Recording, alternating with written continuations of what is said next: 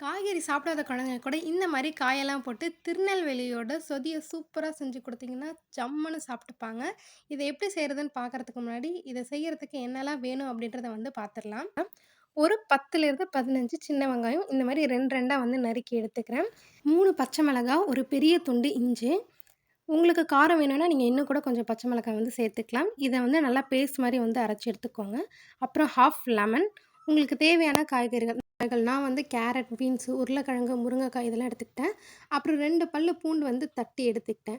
நான் காய்கறி எல்லாமே வந்து பெருசு பெருசா தான் வந்து கட் பண்ணி எடுத்துக்கிட்டேன். ஏன்னா வந்து குக்கர்ல ஒரு விசில் விட்டு தான் வந்து இந்த காயெல்லாம் நம்ம வந்து வேக வைக்க போறோம். அதனால நான் கேரட், பீன்ஸ் எல்லாத்தையுமே வந்து நல்லாவே வந்து பெருசு பெருசாவே வந்து கட் பண்ணி எடுத்துக்கிட்டேன். 1/2 மூடி தேங்காவ நல்லா துருவி வந்து ஃபர்ஸ்ட்டு பால், செகண்ட் பால்னு வந்து 2 டைம் வந்து பால் தனித்தனியா எடுத்து வச்சுக்கோங்க. இதுக்கப்புறமா வந்து ஒரு 1/2 கப் அளவுக்கு வந்து பாசிப்பருப்பு. இந்த பாசிப்பருப்ப நல்லா வந்து கழுவிட்டு, குக்கர்ல போட்டு 2 டம்ளர் தண்ணிய விட்டு, கொஞ்சமா மஞ்சள்தூள் சேர்த்து, 3 விசில் வர அளவுக்கு வந்து நல்லா வந்து வேக விட்டு எடுத்து, தனியா வந்து எடுத்து வச்சுக்கலாம்.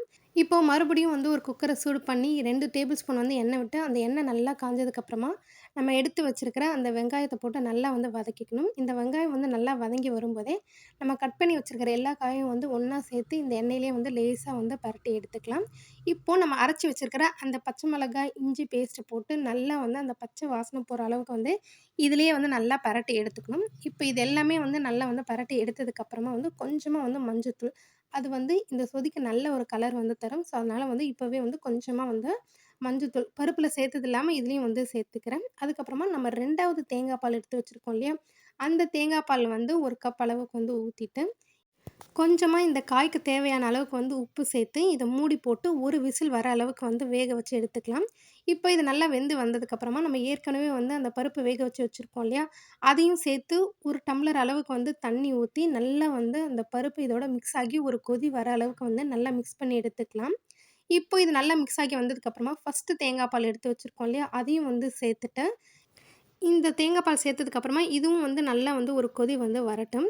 இதுக்கப்புறமா இதில வந்து கடைசியா நான் வந்து 1 டீஸ்பூன் அளவுக்கு வந்து பொட்டுக்கல்ல எடுத்து நல்லா வந்து மிக்ஸியில போட்டு பவுடர் மாரி பண்ணி எடுத்துருக்கேன். அதையும் வந்து சேர்த்து நல்லா வந்து மிக்ஸ் பண்ணி, இந்த பொட்டுக்கல்ல நல்லா வந்து இதோட ஸ்மெல் போகுற அளவுக்கு வந்து கொதிக்க விட்டு எடுத்துக்கலாம்.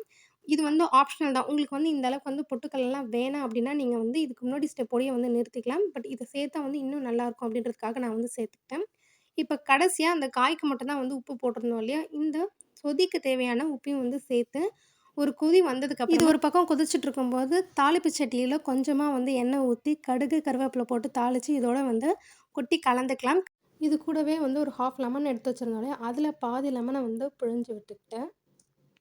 கடைசியா நான் வந்து கொஞ்சமா வாசனைக்கு வந்து கொத்தமல்லி இலை சேர்த்துக்கிறேன். இது நல்லா வந்து ஒரு கொதி கொதிச்சு வந்ததுக்கப்புறமா ஸ்டவ் ஆஃப் பண்ணிட்டு, இட்லி, தோசை, சப்பாத்தி எது கூட வேணாலும் சேர்த்து சாப்பிடலாம். சாதத்துக்கும் இது ரொம்பவே நல்லாயிருக்கும். பட் சாதத்த விட இது டிஃபனுக்கு வந்து ரொம்ப ரொம்ப நல்லாயிருக்கும். ஒரு டைம் செஞ்சு பார்த்துட்டு எப்படி இருக்குன்னு கமெண்ட்ல வந்து சொல்லுங்க. Thank you.